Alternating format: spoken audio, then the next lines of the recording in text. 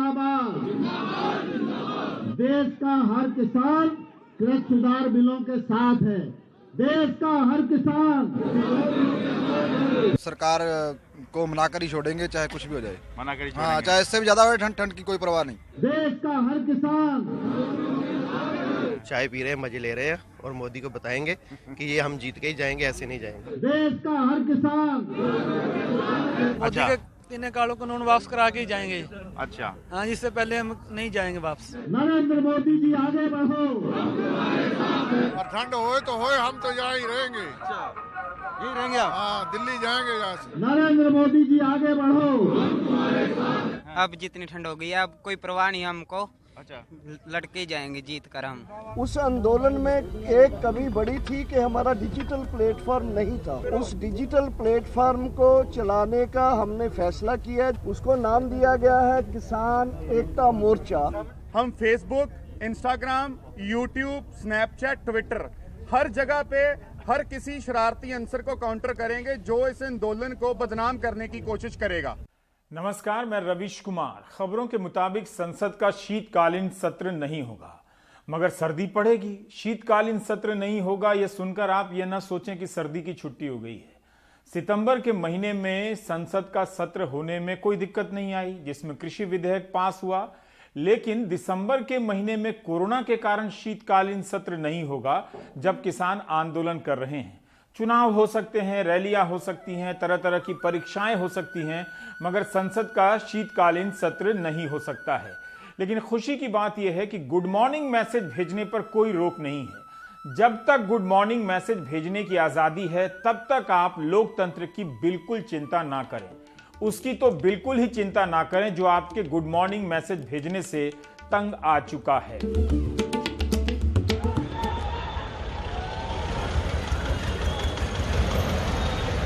सरकार से लड़ते लड़ते किसान सर्दी से लड़ने लगा है। आधी रात के बाद का तापमान 4 से 6 डिग्री सेल्सियस तक पहुंच जाता है।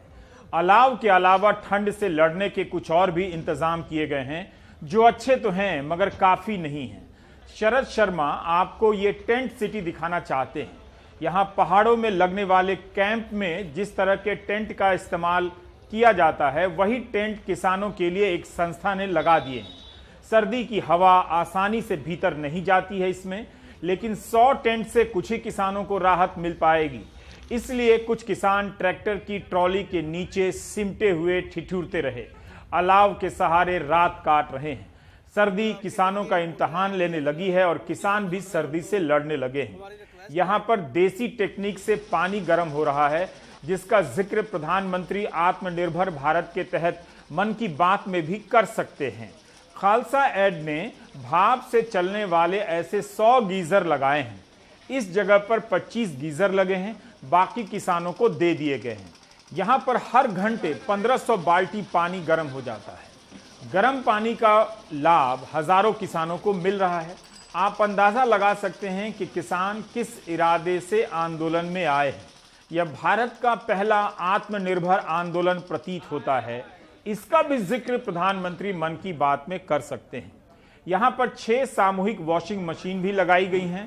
गोदी मीडिया और ट्विटर के ट्रोल बता सकते हैं कि देखो देखो किसान नहा रहा है, देखो देखो किसान कपड़े धो रहा है।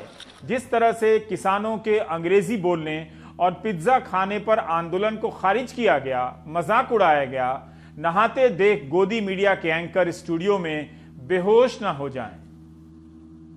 यहाँ पर ये देखिए, ये इस तरह के, क्योंकि ठंड का मौसम है तो इस तरह के देसी गीजर का इंतजाम यहाँ पर किया गया है। अब इसमें पानी किस तरह से गर्म होता है ये बताएंगे।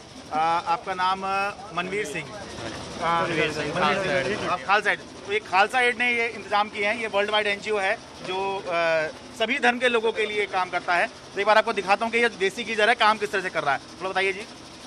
ये हमारे किसानों का देसी गीजर है, बहुत पुराना है, बहुत सालों से। अच्छा, इसको जो पाथियों को ऐसे डाल देते हैं तो ये उपले डाले जा रहे हैं यहाँ पर, ठीक है। तो पानी गर्म होकर जहाँ से पानी डालते हैं तो जहाँ से गर्म पानी निकलता है। अच्छा, ये यहाँ पर उपले जल रहे हैं, यहाँ पे मतलब यहाँ पे आग लगी हुई है और ये यहाँ से ठंडा पानी डाला जा रहा है।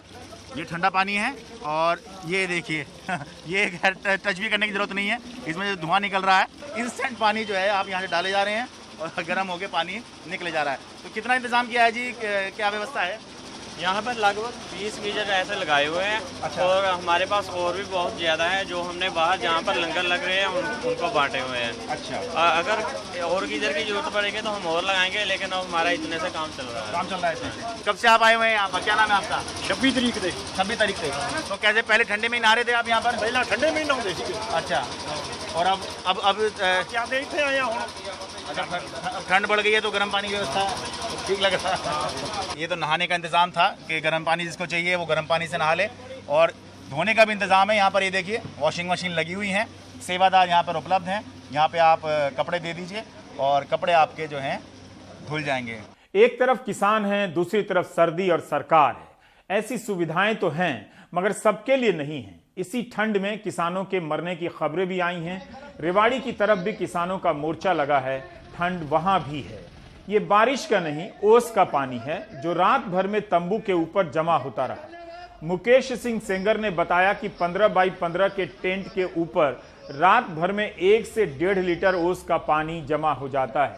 जाहिर है ऐसे टेंट के सहारे इस ठंड का मुकाबला नहीं किया जा सकता। यहां भी अलाव का सहारा लिया गया है।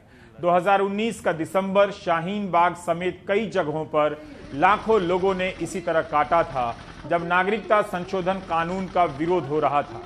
इस बार किसानों की बारी आई है। नतीजा जानते हैं फिर भी इरादे की बात कर रहे हैं। हौसले पूरे बुलंद हैं, कोई परवाह नहीं है। किसानों के साथ कंधा लगा के बिल्कुल साथ चलेंगे जब तक ये इसमें कामयाब नहीं हो जाते। तीनों जो काले कानून हैं वो रद्द नहीं हो जाते, गवर्नमेंट कर नहीं देती, तब तक किसानों के साथ हैं और लंगर चलते रहेंगे किसानों के लिए और जवानों के लिए। ठंड बढ़ रही है, सरकार तो पिघलती हुई दिख नहीं रही है। चलो किस दिन तो पिघलेगी, किसी दिन तो सरकार पिघलेगी, किस दिन पिघलेगी सरकार। तो ठंड के साथ साथ आप लोगों का थोड़ा लग नहीं रहा है कि थोड़ा सा? नहीं ऐसा कुछ नहीं, ऐसा कुछ नहीं। हम लोग तो ठंड में ही पहले जन्मे, ठंड में सारा काम करते हैं जी। गुरु गोविंद सिंह जी के साहिबजादे यही महीना चल रहा है जब वो ठिठुरती ठंड में चमकौर में शहीदी दी और सरहिंद में नीयों में चुने गए। तो हम तो बड़ी उम्र है, कोई परवाह नहीं है, कोई परवाह नहीं है। वो मजबूत कर गए हैं इरादे भी सारा। तो किसान तो ऐसा ना, जैसे जैसे मौसम बदलता है, जैसे जैसे वो हार्ड होता जाता है, जैसे किसान हार्ड होता चला जाता है। किसान को कोई परवाह नहीं मौसम की। तो कह रहे हैं कि बढ़ती ठंड के साथ आप लोग भी जो है कठोर होते जा रहे हैं, वो पावर दी जा रहा है, मजबूत होते जा रहे हैं, शक्ति मिल रही है इससे आपको। बिल्कुल बिल्कुल कोई दिक्कत नहीं। दिन निकलते ही आंदोलन के तेवर बदलने लगते हैं। किसान पूरे दिन की तैयारी कर तंबू और ट्रॉली से निकल आते हैं।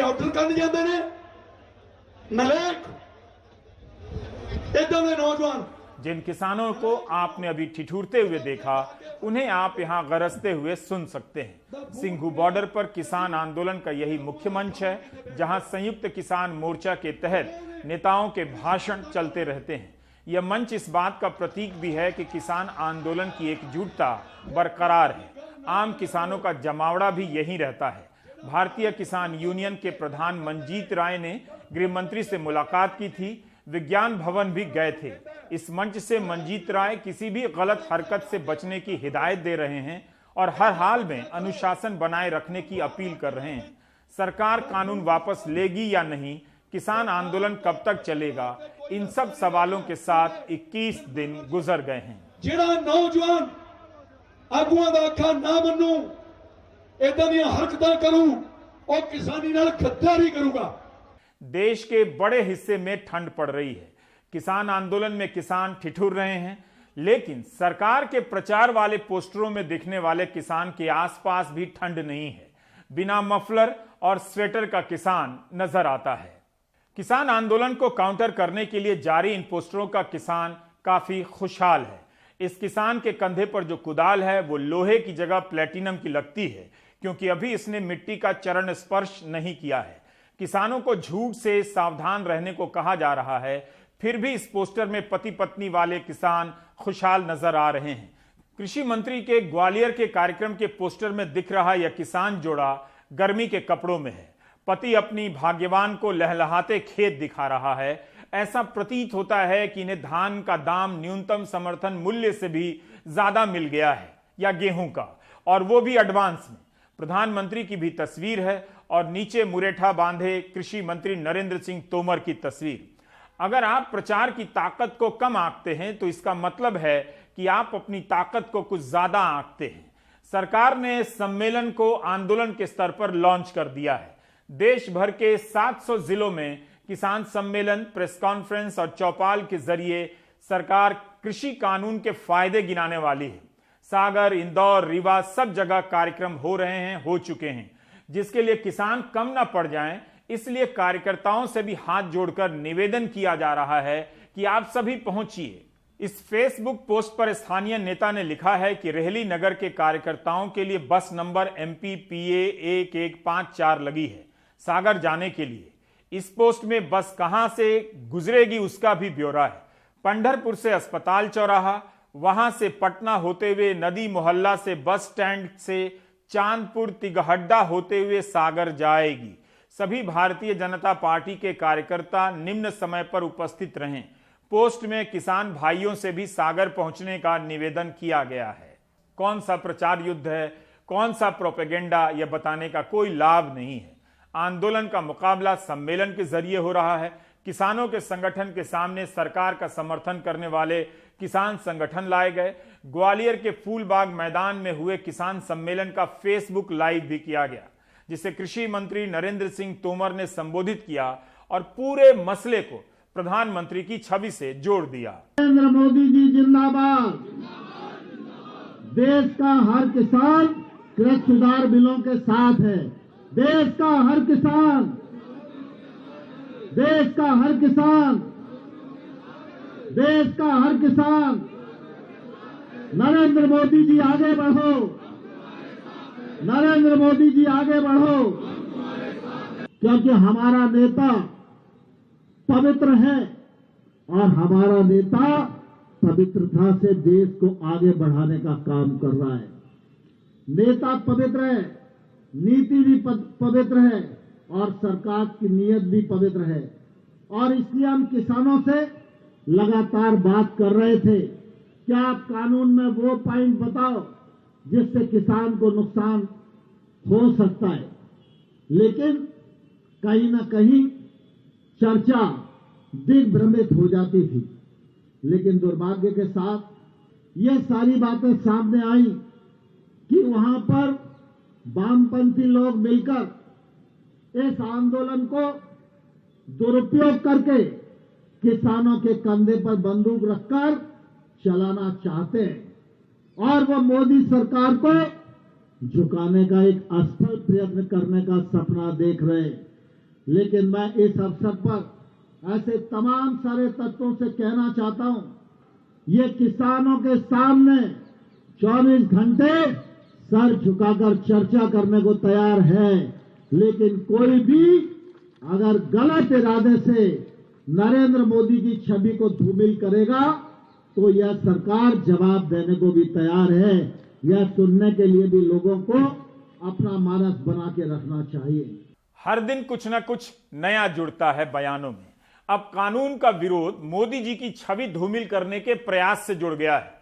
सरकार पहले दिन से क्लियर है कि जो आंदोलन कर रहे हैं वो कंफ्यूज हैं। सरकार का यह आक्रामक रवैया बता रहा है कि वह पीछे नहीं हटेगी। सारा मामला शाहीन बाग की तरह अंतहीन सुरंग में जाता दिख रहा है, जहां सड़कों को खाली कराने का जिम्मा अदालत के आदेश के भरोसे छोड़ दिया जाएगा। क्या अच्छा नहीं होता कि सरकार के मंत्री सबसे पहले पंजाब और हरियाणा में प्रेस कॉन्फ्रेंस करते, वहीं से सम्मेलनों की शुरुआत करते। उधर पंजाब से उन परिवारों की महिलाएं आज आंदोलन में हिस्सा लेने आईं जिनके पतियों और भाइयों ने खेती की वजह से खुदकुशी कर ली। दिल्ली के टीकरी बॉर्डर पर इकट्ठा ये वो महिलाएं हैं जिनके अपनों ने किसानी या खेती के कर्ज से परेशान होकर खुदकुशी कर ली। इन्हीं में से एक मानसा की छिंदर कौर हैं। आधा किल्ला जमीन पर खेती और मजदूरी करके इनके पति मगर सिंह अपना परिवार पालते थे। लॉकडाउन में मजदूरी छूट गई, 7 लाख का कर्जा था, परेशान होकर खुदकुशी कर ली। इन्होंने खुदकुशी की कर्जे वास्ते ही। साडे कोले जमीन अद्धा किला ही ते इस वास्ते मानसियां दे लगे हुए सी। 300 रुपया दिहाड़ी रोज कमाउंदे सीगे ते लॉकडाउन च कुछ नहीं कर सके ते भी साडे हालात माड़े हो गई। ਇਹਨਾਂ ਨੇ ਖੁਦਕੁਸ਼ੀ ਕਰ ਲਈ ਜੀ। पर 7 लाख कर्जा हजे भी साढ़े सिर है। 2 मेरे बेटे ने भी कुछ नहीं, हजे कुछ भी नहीं कर सकते हो। अपनी आप बीती सुनाने पंजाब के लहरागागा से सरजीत कौर भी आई हैं। 10 साल पहले खेती के कर्जे से परेशान होकर इनके जवान बेटे गुरमेल सिंह ने आत्महत्या कर ली। उसकी मौत के बाद 1 किल्ला जमीन भी बिक गई। अब सरजीत कौर और उनकी बहू दूसरों के यहाँ मजदूरी करते हैं। इन्हें कर्जा चढ़ गए ज्यादा, फसल हो ही नहीं, भुखे मरन वाला हीला दी, दिहाड़ियां करके खांदे ते ਅਸੀਂ भी दिहाड़ियां करते हैं। सस नूं भी मेरी लोगों दे करदी है, मैं भी लोगों का ताना ताकी करके तां टाइम टपा रहे हैं। पका लाने खा लाने दिहाड़ी करके। बेटा है किला ठेके ते ले लैंदा है, भैन भाई दबा दिंदे ने, गुजारा हो जाता है। पंजाब यूनिवर्सिटी की एक रिपोर्ट में कहा गया कि 2000 से 2016 के बीच 16,500 आत्महत्याएं हुई हैं। भारतीय किसान यूनियन के मुताबिक महंगे खाद और बीज की वजह से किसान पहले कर्जा लेने पर मजबूर होता है, फिर फसल की अच्छी कीमत न मिलने पर खुदकुशी कर लेता है। किसान संगठनों को अंदेशा है कि नए कृषि कानून के आने से किसानों में खुदकुशी का ट्रेंड बढ़ सकता है। ਅੱਜ ਜਿੱਥੇ ਮੋਦੀ ਸਰਕਾਰ ਨੇ 3 ਆਰਡੀਨੈਂਸ ਜਾਰੀ ਕੀਤੇ ਆ, ਉਹ ਕਹਿ ਰਿਹਾ ਹੈ ਵੀ ਇਹ 3 ਜਿਹੜੇ ਆਰਡੀਨੈਂਸ ਨੇ ਇਹ ਲੋਕਾਂ ਦੇ ਭਲੇ ਦੇ ਨੇ। ਅਸੀਂ ਮੋਦੀ ਸਰਕਾਰ ਨੂੰ ਦੱਸਣਾ ਚਾਹੁੰਦੇ ਆ, ਸਰਕਾਰ ਕਿਸਾਨਾਂ ਤਾਂ ਪਹਿਲੇ ਹੀ ਕਰਜ਼ਈ ਨੇ, ਪਹਿਲੇ ਹੀ ਖੁਦਕਸ਼ੀਆਂ ਦੇ ਰਾਹ ਪਏ ਵੇ ਨੇ। ਜੇ ਇਹ ਤਿੰਨੇ ਕਾਨੂੰਨ ਪਾਸ ਹੁੰਦੇ ਨੇ, ਜਿਹੜਾ ਕਿਸਾਨ ਹੈ ਉਹ ਖੁਦ ਹੀ ਮੰਨਦੇ ਆ ਤੇ ਇਹਦੇ ਵੱਡੀ ਕਤਾਰ ਦੇ ਵਿੱਚ ਹੋਰ ਖੁਦਕਸ਼ੀਆਂ ਹੋਣੀਆਂ। एनसीआरबी का डाटा कहता है कि बीते साल 42,480 खेतिहरों और दिहाड़ी मजदूरों ने आत्महत्या की है, जो देश में होने वाली कुल आत्महत्याओं का 30% से ज्यादा है और 2018 की तुलना में 6% ज्यादा है। शायद इसी वजह से किसानों से जुड़े संगठनों को लगता है कि जब निजी हाथों में किसानों की फसल की खरीद होगी तो कीमतें मिलना और मुश्किल होगा। खेती करना लगातार महंगा हो रहा है और छोटे मझोले किसान बढ़ रहे हैं। ऐसे में एक फसल की बर्बादी या सस्ती खरीद किसानों को बड़े कर्जे की तरफ धकेल देती है। टीकरी बॉर्डर से राहुल के साथ रवीश रंजन शुक्ला, एनडीटीवी इंडिया। तो संगठन के सामने संगठन, आंदोलन के सामने सम्मेलन, एक और स्तर पर विभाजन रेखा खींची जा रही है।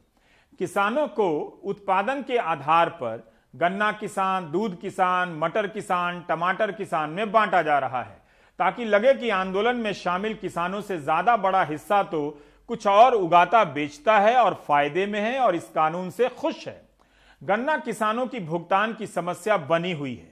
क्या इसे आंदोलन के दबाव के रूप में देखा जा सकता है कि केंद्र सरकार ने 60 लाख टन चीनी के निर्यात की अनुमति दे दी है, ताकि उस पैसे से चीनी मिलें गन्ना किसानों का भुगतान कर सकें? तो ये फैसला चीनी मिलों के लिए है या किसानों के लिए?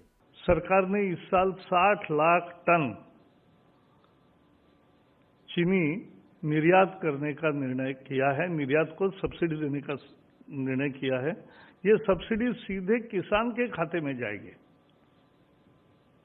ये उसकी विशेषता है। 3500 करोड़ रुपए इस काम के लिए लगेंगे, लेकिन किसान के लिए खुशखबरी वो है कि जो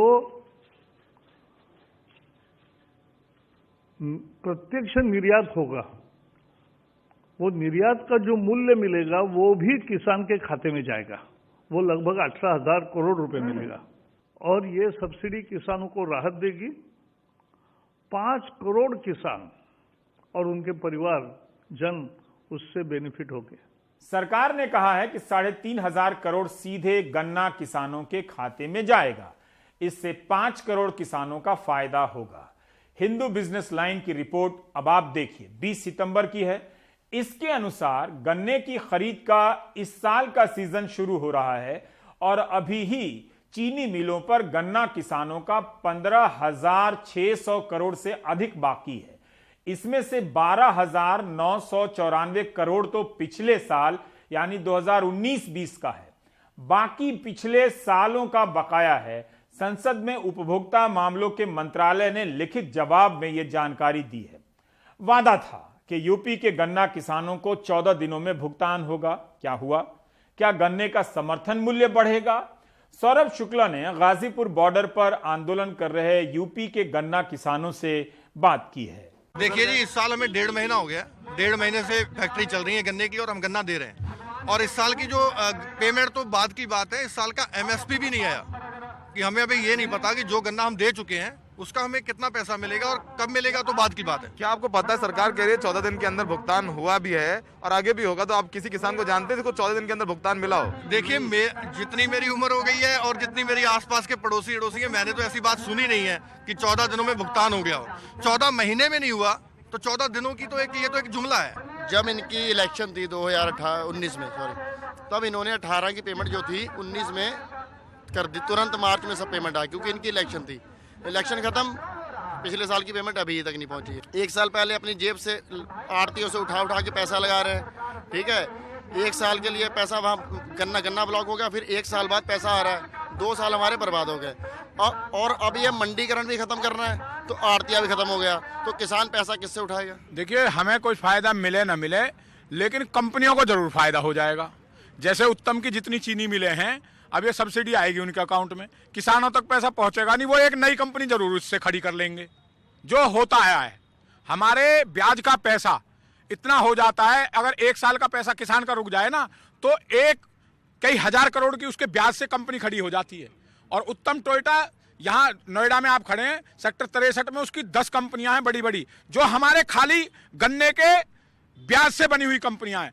ये पिछले साल के गन्ने का भुगतान है 584 करोड़ रुपया। इस पर कैमरा लगाओ भाई। पिछले साल का 584 करोड़ रुपया जो है किसानों का पैसा बकाया है, और ये सरकार की रिपोर्ट है, हमारी रिपोर्ट नहीं है। गन्ने के संदर्भ में एक मसला है इथेनॉल का, जिसकी चर्चा प्रधानमंत्री अक्सर करते रहते हैं और 12 दिसंबर को फिक्की के उद्योगपतियों के साथ भी की उन्होंने। 2018 में भारत सरकार ने एक नीति बनाई कि आने वाले वर्षों में पेट्रोल में इथेनॉल की मात्रा 10 से 20% तक कर दी जाएगी, ताकि कच्चे तेल के निर्यात का बजट कम हो जाए। इसके पीछे का विचार यह है कि चीनी मिलें इथेनॉल बेचकर जब कमाने लगेंगी तो घाटे से उबर आएंगी और गन्ना किसानों का भुगतान करने लगेगी। आपको लगेगा कि सारा कुछ गन्ना किसानों के लिए हो रहा है, मगर हो रहा है मिलों के लिए। ये आज ही आई क्या इथेनॉल की बात? भाजपा 2014 में सरकार बनी थी, उससे पहले इथेनॉल की बात चल रही थी कि गन्ने के रस से इथेनॉल निकाला जाएगा, इसमें डीजल में राहत मिलेगी और जो है किसानों को फायदा होगा, उनका गन्ने का रेट बढ़ेगा। ये बात आज की थोड़ा ही है, आप आज बात कर रही है। इथेनॉल का फायदा मिल रहा है सरकार? नहीं मिल रहा। हमारा तो इतना ब्याज है, ये हमारा गन्ने का ब्याज दे दो, 2 राफेल तो किसान दे देगा। 2 राफेल किसान दो राफेल किसान दे देगा, इतना ब्याज है हमारे गन्ने का। ये 14 अक्टूबर की हिंदू बिजनेस लाइन की रिपोर्ट है। राधेश्याम जाधव ने महाराष्ट्र के चीनी मिलों की हालत पर रिपोर्टिंग की है। इसमें चीनी मिलों की संस्था के प्रतिनिधि साफ साफ कहते हैं कि चीनी मिलों के पास इथेनॉल के उत्पादन की ना तो क्षमता है और ना ही ढांचा है। National federation for cooperative sugar factories limited के प्रबंध निदेशक प्रकाश नाइक नावरे कहते हैं कि महाराष्ट्र में इथेनॉल के उत्पादन का इंफ्रास्ट्रक्चर नहीं है। चीनी मिलों की वित्तीय हालत बहुत खराब है, इस कारण बैंक भी लोन नहीं दे रहे हैं। नतीजा, केंद्र सरकार का इथेनॉल उत्पादन का लक्ष्य पूरा नहीं हो पा रहा है। लेकिन फिक्की के सम्मेलन में दिए भाषण में प्रधानमंत्री इन सब चुनौतियों का जिक्र नहीं करते हैं। साथियों, हमारे देश में पहले इथेनॉल तक को प्राथमिकता देकर इंपोर्ट किया जाता था, जबकि खेतों में गन्ना किसान परेशान रहता था कि उसका गन्ना बिक नहीं रहा या उसके गन्ना किसानों का हजारों करोड़ रुपए का बकाया भी समय पर मिलता नहीं था। हमने इस स्थिति को बदला। हमने देश में ही इथेनॉल के उत्पादन को बढ़ावा दिया। पहले चीनी बनती थी, गुड़ बनता था।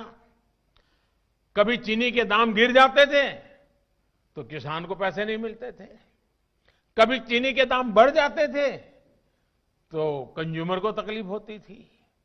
यानी कोई व्यवस्था ऐसी चल ही नहीं सकती। और दूसरी तरफ हम हमारे कार स्कूटर चलाने के लिए विदेशों से पेट्रोल लाते थे। अब ये काम इथेनॉल भी कर सकता था। अब देश में पेट्रोल में 10% तक इथेनॉल की ब्लेंडिंग करने की तरफ बढ़ रहा है। सोचिए इससे कितना बड़ा बदलाव आने वाला है। इससे गन्ना किसानों की आमदनी तो बढ़ेगी, रोजगार के भी नए अवसर मिलेंगे। इथेनॉल का आयात बढ़ा है या घटा है, सरकार बता सकती है। गन्ना किसानों को भी समय पर पैसे नहीं मिलते हैं। इथेनॉल के इस उत्पादन से क्या उन्हें ज्यादा दाम भी मिलेगा? इस आंदोलन का एक असर बिहार में दिख रहा है। वहां सरकार धान खरीद को लेकर सक्रिय होने जा रही है, तब जब बड़ी संख्या में किसानों ने समर्थन मूल्य से काफी कम पर धान बेच दिया। सितंबर में, अक्टूबर में, नवंबर में और दिसंबर में। बिहार में 2006 में एपीएमसी खत्म हो गई, लेकिन किसानों को कोई लाभ नहीं हुआ। अब जब पूछा जाने लगा कि बिहार सरकार ने अभी तक धान की कितनी खरीद की है, तो पता चला कि 1 लाख टन धान की खरीद भी नहीं हुई है। सरकार ने पैक्स के माध्यम से 31 मार्च तक 45 लाख टन धान की खरीद का लक्ष्य रखा है। जिन किसानों ने 900 रुपया क्विंटल धान बेच दिया, उनका क्या होगा? अब सरकार कह रही है कि 1868 रुपए प्रति क्विंटल के भाव से खरीदेंगे। बिहार के किसानों को सुन लीजिए। बिकने में सर फैक्स में हम लोग देते हैं धान, तो फैक्स वाला कहता है कभी अभी बोना नहीं है, तो गोदाम में जगह नहीं है, तो इससे यह सब होता है। अभी तो कह रहा है सरकार कि ऑनलाइन कीजिए। ऑनलाइन करने के बाद वो कब आदेश करेगा उठाव के लिए, तब उठाव होगा। बेदर इस तरह का घेरे हुए है और इस बेदर में धान हम लोगों का बाहर है, पूरा का पूरा बाहर है। जो मान ली कटिंग हो रहा है या अटियौनी हो रहा है या पिटाई करके आ रहा है, सारा धान बाहर है। इस बेदर से तो हम लोग ऐसे भी परेशान हो रहे हैं, मौसम से प्राकृतिक भी अति हो रहा है। आज सरकार का भी नीति जो है, अरे भाई ऑनलाइन कर दिए तो ऑनलाइन के बाद हमको रसीद देख लो, रसीद देख करके हम लोगों को उठाव के लिए आदेश दो। जिस आदेश जो उस माने वहाँ हम केंद्र पर पहुँचा दें। का दिक्कत है सर, इतना मेहनत से फसल उपजावी थी, सब पिलुओं की डिड्डा काट के गिरा दिला। कोई सरकार से मुआवजा न मिली था। हमनी के सब का करिए, बाहर भी न सकली है, न बटोर सकली है। सर परेशानी है कि हम लोग उतना धान होता नहीं है कि जो फैक्स में दे सकते हैं। मतलब है कि 2-4-5 क्विंटल चावल तक देते हैं या धान ऐसे है, तो उसमें हम लोग को कीमत नहीं मिलता है बढ़िया से। सर सरकार तो हम लोग के तरफ जो है, छोटे मोटे किसान की तरफ तो आते नहीं है। जो बड़े किसान हैं, जो बड़े उत्पादन करते हैं, जो फसल की उत्पादन होती है, वो तो ऑनलाइन बेच रहे हैं, फैक्स में दे रहे हैं, उन लोगों को अच्छा रेट मिल जा रहा है। हम लोग छोटे मोटे किसान हैं, जो हम लोग के पास ऑनलाइन सुविधा भी नहीं है और ना हम लोग का उपज उतना होता है कि हम लोग फैक्स में दें। हम लोग जो मार्केट में जो बेचते हैं, जो 13, 14, 12 का रेट मिलता है, उसी में बेच देते हैं। सरकार हम छोटे मोटे पर ध्यान नहीं दे रही है। उधर दिल्ली के मयूर विहार के पास एक चिल्ला नाम की जगह है। वहां पर किसानों ने जाम किया। जाम करने वाला वही समूह है जिसके आंदोलन से अलग होने का दावा किया गया था। भारतीय किसान यूनियन भानु गुट फिर से सक्रिय हो गया है, क्योंकि किसान नेताओं का दबाव पड़ा है कि आप आंदोलन से अलग कैसे हो सकते हैं। ना विचार की वही बात नहीं है, वो बातों में आ जाते हैं प्रशासन की, उनकी के ऐसा है, खोल दो, पब्लिक की परेशानी है, वो है ये, उस वजह से वो आ गए। लेकिन हम अब किन किन की परेशानी देखें, इन किसानों की देखें, दूसरी बात पब्लिक के लिए ही तो लड़ रहे हैं हम। हमें जबरदस्ती हटाना है तो हटाओ, सरकार कह दे गोली चलाओ तो चलाओ, पहली गोली मेरी लगनी चाहिए। उधर किसान संगठनों ने सरकार को ईमेल भेजकर कहा है कि किसानों को बांटना बंद कीजिए, बातचीत शुरू कीजिए। जो किसान नेता मंत्रियों से मिले हैं वो इस आंदोलन का हिस्सा नहीं थे। किसानों ने सरकार के सभी प्रस्ताव ठुकरा दिए हैं, फिर भी कृषि मंत्री कहते हैं कि वे बातचीत का इंतजार कर रहे हैं। कृषि मंत्री को अभी भी लगता है कि पंजाब में कुछ अनरेस्ट दिखाई दे रहा है, यानी आंदोलन या बेचैनी। बाकी देश भर में इस कानून का स्वागत हो रहा है। देश भर में किसान इसका स्वागत कर रहे हैं, समर्थन कर रहे हैं, मुझे भी आकर मिल रहे हैं। लेकिन पंजाब में कुछ अनरेस्ट दिखाई देता है, उसके अनेक कारण हैं, लेकिन पंजाब की भी किसान यूनियन से हमारी वार्ता चल रही है। और जल्दी समाधान निकलेगा, ऐसी मुझे पूरी आशा है। संशोधन आप लेके गए थे, जो प्रस्ताव का संशोधन आप लेके गए थे, उस पर कोई प्रतिक्रिया मिली किसानों की? वो स्वाभाविक रूप से वो लोग विचार कर रहे हैं, जैसे ही उनकी प्रतिक्रिया आएगी हम लोग दोबारा से बात करेंगे। हर नया दिन किसान आंदोलन को एक नए अनिश्चित भविष्य की तरफ छोड़ आता है। हर दिन सरकार अपने निश्चित रास्ते की तरफ बढ़ जाती है कि कानून अच्छा है और किसानों को फायदा होगा। ब्रेक के बाद बात करेंगे हरियाणा के किसानों की, जिन्होंने धान की खेती छोड़ दी इस उम्मीद में कि मक्के की खेती करेंगे तो फायदा होगा। क्या हुआ? ब्रेक के बाद।